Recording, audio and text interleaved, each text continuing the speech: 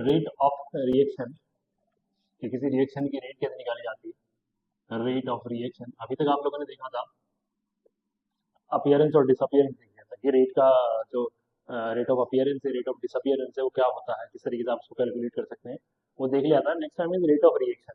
तो rate of reaction को अगर कैलकुलेट करना हो तो रेट ऑफ रिएक्शन मतलब रेट किसी भी चीज़ की अगर आप लोग रेट कैलकुलेट कर रहे हैं दैट मीन्स आप उसको टाइम के रिस्पेक्ट में कैलकुलेट कर रहे हैं और टाइम के रिस्पेक्ट में कितना। तो मैं अगर बात करूँ, मेरे पास सेलेक्ट कर लेते हैं कंपाउंड है, कोई कंपाउंड ए है। ए मेरे पास चेंज होने के बाद रिएक्टेंट, ए जो रिएक्टेंट है वो चेंज होने के बाद प्रोडक्ट बनाता है बी। ठीक है, तो स्टार्टिंग में कंसंट्रेशन अगर मैं मान लेता हूँ concentration of A at initial stage 60 litre पर मोल पर लीटर, मोल पर लीटर, जबकि टाइम जो है टाइम 0 सेकेंड है, 0 सेकेंड है। मैंने कुछ टाइम बाद ऐसा होता है कि 10 सेकंड बाद, 20 सेकंड, 10 सेकंड बाद मान लेते हैं, 10 सेकंड बाद टी इज इक्वल टू हो जाता है मेरे पास 10 सेकंड के टाइम जो है 10 सेकंड हो जाता है। थोड़ी देर बाद देखते हैं जो कंसंट्रेशन है, इसकी जो कंसंट्रेशन बचती है वो बचती है 30 मोल पर लीटर, 30 मोल पर लीटर। तो ऑब्वियस सी बात है जब 0 सेकंड था तो ये जीरो रहा होगा। तो स्टार्टिंग में क्योंकि 60 मोल पर लीटर था, जब तक रिएक्टेंट प्रोडक्ट में चेंज ही नहीं हुआ है तो ऑब्वियस सी बात है प्रोडक्ट की कंसंट्रेशन जीरो ही आ रही है।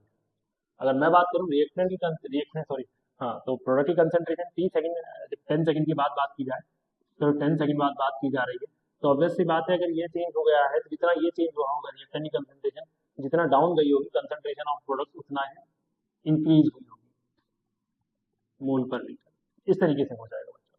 अगर मैं बात करूँ चेंज इन कंसंट्रेशन, तो रेट ऑफ रिएक्शन की अगर बात की जाए बच्चों, तो rate of reaction is nothing but change in concentration, change in concentration upon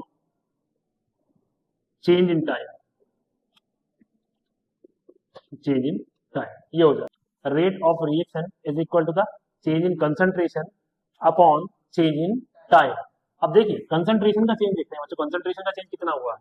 अगर मैं प्रोडक्ट के लिए बात करता हूँ, किसके लिए बात करता हूँ, यही काम करते हैं रिएक्टेंट के लिए बात करते हैं। पहले रिएक्टेंट, अगर रिएक्टेंट की बात की जाए तो रिएक्टेंट की कंसंट्रेशन जो चेंज हुई है ना, फाइनल 30 है, इनिशियल 60 है, टाइम फाइनल कितना हुआ है 10 सेकंड है, और स्टार्टिंग कितना 0 सेकंड था, तो दैट इज नथिंग माइनस का 30 divide by 10, that is minus का 3 मोल पर लीटर पर सेकंड।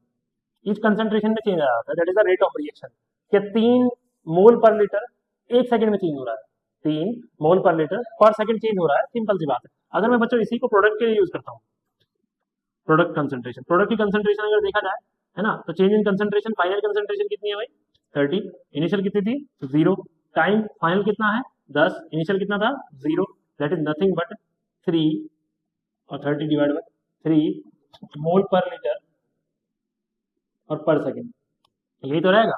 वो इंक्रीज हो रहा है, रेट ऑफ रिएक्शन तो दोनों की सेम रहेगी ना भाई, रेट ऑफ रिएक्शन क्या रहेगी, सेम रहेगी। अच्छा बच्चों रेट ऑफ रिएक्शन तो ये तो सिंपल हो गया कि मेरे पास कोई कंसंट्रेशन निकालनी है मुझे, उसकी रेट ऑफ रिएक्शन निकालनी है, ये तो वो है। अगर मुझे क्या करना है, मुझे ये करना है कि रेट ऑफ रिएक्शन की जगह सॉरी मुझे एलिमेंट्री रेट ऑफ रिएक्शन निकालनी है। कोई एलिमेंट्री मेरे पास रिएक्शन है, एलिमेंट्री रिएक्शन मतलब सिंगल स्टेप में जो रिएक्शन कंप्लीट होती है, कि एक स्टेप में कोलिजन हुआ, दो उससे आगे कोई कोलिजन नहीं होगा, बस बात खत्म, एक ही बार कोलिजन होगा कि मॉलिक्यूल एक से दूसरा टकराया तो सीधा प्रोडक्ट, ऐसा नहीं है दूसरे तीसरा टकराएगा, तीसरा चौथा टकराएगा, ऐसा नहीं होता है। ठीक है ना, तो मैंने कहा कोई बात नहीं है, मैं अगर निकालना चाहूँगा उसमें एलिमेंट्री रेट ऑफ रिएक्शन की, किसी एलिमेंट्री रिएक्शन की रेट निकालनी हो, तो उसमें पहले सबसे सिंपल होता है करना उसको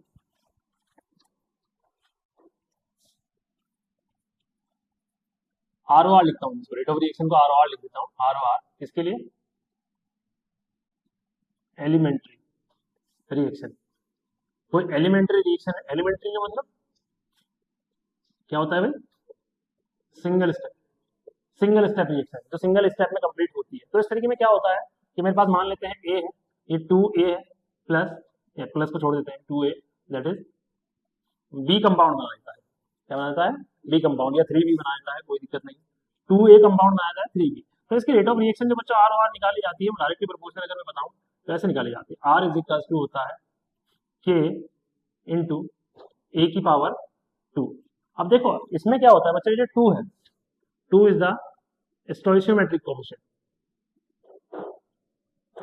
स्टोइशियोमेट्रिक कोफिशिएंट, ये सिर्फ वही एप्लीकेबल होगा जहां आपके पास एलिमेंट्री रिएक्शन, कैसे रिएक्शन हो, एलिमेंट्री हो, तो एलिमेंट्री में ही हमेशा एप्लीकेबल होगा, या एलिमेंट्री के अलावा एप्लीकेबल नहीं होगा। कॉम्प्लेक्स रिएक्शन में नहीं कर सकते आप कि जितना आपके पास स्टोइकोमेट्रिक कोफिशिएंट है वही क्या हो, कंसंट्रेशन की पावर हो, ठीक है ना। सिर्फ किस में होगा ये, एलिमेंट्री रिएक्शन, ठीक है। ये तब होता है, अगर मैं बात करूं बच्चों, ये तो चलो ठीक है, ये तो मैंने कहा कि भैया चलो कंसंट्रेशन अगर ऐसा हो जाए, चेंज हो जाए तो एलिमेंट्री रिएक्शन हो, तब तो ठीक है। लेकिन अगर कॉम्प्लेक्स रिएक्शन आ जाए, कौन सी रिएक्शन आ जाए, कॉम्प्लेक्स रिएक्शन आ जाए, तो कॉम्प्लेक्स के लिए हम लोग फॉलो करते हैं रेट लॉ। क्या करते हैं बच्चों, रेट लॉ। रेट लॉ के बारे में अगर मैं आपको बताऊं, कॉम्प्लेक्स के लिए फॉलो होता है रेट लॉ, कॉम्प्लेक्स रिएक्शन। अब रेट लॉ जो होता है वो डिटरमाइन करता है किसको, reaction, rate of reaction of the reaction, ठीक है। ये लीजिए ए कंपाउंड है, दैट इज बी, फिर बी कंपाउंड है, ये मान लेते हैं इसके पास कुछ स्टोइकोमेट्रिक कोएफिशिएंट 2 है, इसके पास 3 है, इसने 4C बना दिया। तो इसमें जो रेट निकालेंगे हम लोग, ये रेट लो कुछ ऐसे होता है, डायरेक्टली प्रोपोर्शनल होता है कंसंट्रेशन ऑफ ए की पावर एक्स, डजंट मैटर कि स्टोइकोमेट्रिक कोएफिशिएंट क्या है, स्टोइकोमेट्रिक कोएफिशिएंट से कोई मतलब नहीं। अब दूसरा R directly proportional to the concentration of B की पावर वाई, दैट अगर कंबाइन करते हैं इसको तो आ जाता है ए की पावर एक्स और बी की पावर वाई आ जाता है। इसको जब प्रोपोर्शनैलिटी को हटाते हैं हम लोग तो बच्चों क्या आता है, आर इज इक्वल्स टू के ए की पावर एक्स और बी की पावर वाई आ जाता है। यहां से निकलता है रेट ऑफ रिएक्शन, ये कॉम्प्लेक्स के लिए होता है, कॉम्प्लेक्स के लिए निकालते हैं। अच्छा बच्चों, इसी में एक टर्म आती है order, order of the reaction, जो ऑर्डर को बताएगा कि रिएक्शन का ऑर्डर क्या है, कितने ऑर्डर, कितना फास्ट रिएक्शन है, तो उस चीज को बताता है। तो ऑर्डर निकालने का तरीका, अगर हम लोग एलिमेंट्री रिएक्शन में देखें तो एलिमेंट्री में तो ऑर्डर वही है जो उसका स्टोइकोमेट्रिक कोएफिशिएंट है, यहाँ इसको बोलते हैं ऑर्डर। जितनी पावर होगी, जितनी भी कंसंट्रेशन की पावर होगी, वही क्या रहेगा, उसका ऑर्डर रहेगा।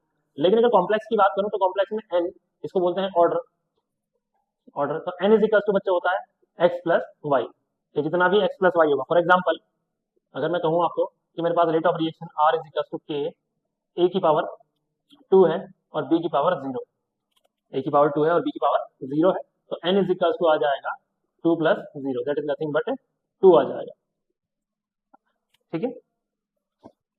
Now we will calculate the, है ना, यूनिट ऑफ रेट कांस्टेंट, कि रेट कांस्टेंट की यूनिट, एक क्वेश्चन आता है बच्चों इसमें मेनली, जो हम लोग अगर केमिकल काइनेटिक्स की बात करें तो केमिकल काइनेटिक्स में यूनिट ऑफ रेट कांस्टेंट जरूर आता है। वो पूछा जाता है कि unit of rate constant order के लिए आएगा, कि फर्स्ट ऑर्डर के लिए, सेकंड ऑर्डर के लिए या जीरो ऑर्डर के लिए है, तो किस तरीके से आप लोग बताएंगे, तो आप लोग ध्यान रखिए।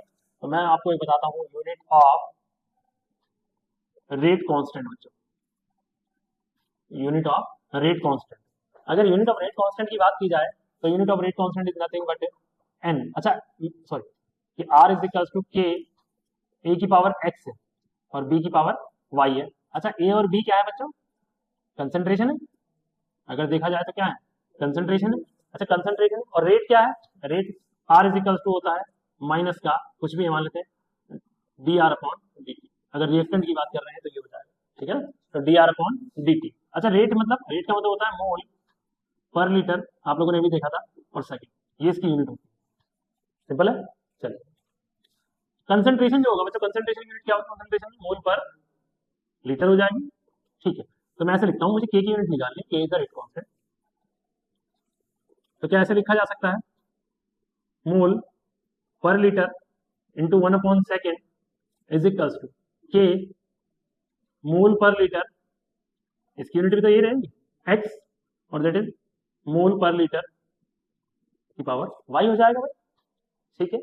चलिए यहाँ इसकी पावर 1 है, मैंने कहा ये हो जाएगा मोल पर लीटर की power 1 into 1 upon second is equals to K. अच्छा देखो दोनों के बेस सेम है, मोल पर लीटर, मोल पर लीटर, ठीक है ना, तो ये हो जाएगा। तो ये बच्चों इसको मैं लिख सकता हूँ मोल पर लीटर की पावर एक्स प्लस वाई हो जाएगा। अच्छा एक और बात समझिए, ये एक्स प्लस वाई क्या होता है बच्चों, ये होता है एन, एन को क्या बोलते हैं हम लोग, order, order of the reaction, order of the reaction. तो मैंने कहा एन लिख देता हूँ मैं यहाँ, मोल पर लीटर, और उसको एन को नीचे ले आता हूँ और यहाँ लिखता हूँ उसको मोल पर लीटर की power n into 1 upon second is equals to k. ये पावर बच्चों देखो जब ऊपर जाएगा तो पावर क्या हो जाती है, माइनस हो जाती है, तो ये कुछ ऐसे हो जाएगा मोल पर लीटर की power 1 minus n into 1 upon second is equals to k, ये आ जाती है यूनिट ऑफ रेट कांस्टेंट। अच्छा एन क्या है, n is the order, order, तो मैंने कहा अगर जीरो ऑर्डर की बात करता हूँ, for zero order, zero order जब एन की वैल्यू कितनी हो, जीरो हो। अच्छा, जब एन की वैल्यू जीरो हो जाएगी तो 1 minus zero, that means mole per litre, n की जगह क्या रखूंगा मैं, zero, 1 minus zero into 1 upon second is equals to k. तो k is equals to mole per litre into 1 upon second आ जाएगा बच्चों। ये जीरो ऑर्डर के लिए आ गया, जीरो ऑर्डर के लिए। मैंने कहा फर्स्ट ऑर्डर के लिए क्या होगा, फर्स्ट ऑर्डर, फर्स्ट ऑर्डर की मतलब एन की वैल्यू कितनी हो जाएगी, 1 हो जाएगी। तो 1 माइनस 1 जीरो हो जाएगा, तो यहाँ आ जाएगा मोल पर लीटर की power 1 minus 1 into 1 upon second is equals to k. तो ये जीरो हो जाएगा, और मोल पर लीटर की पावर जीरो मतलब 1 हो जाएगा।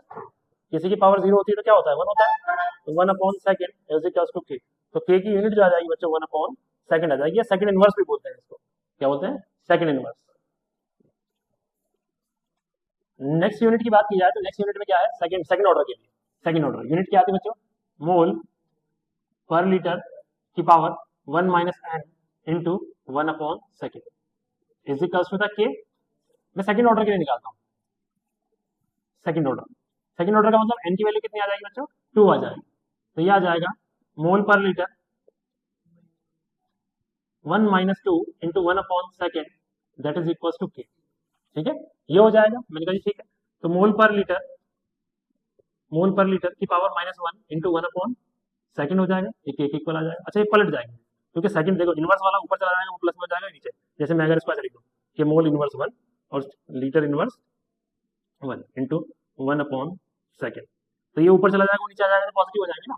तो मैं ऐसे कर देता हूँ कि ये पावर ऊपर जाएगी तो पॉजिटिव, ये पावर नीचे आएगी तो positive. Litre upon mole into 1 upon second is equals to k. ये हो जाती है बच्चों unit of rate constant second order की। किसके लिए हो जाती है, सेकंड ऑर्डर की।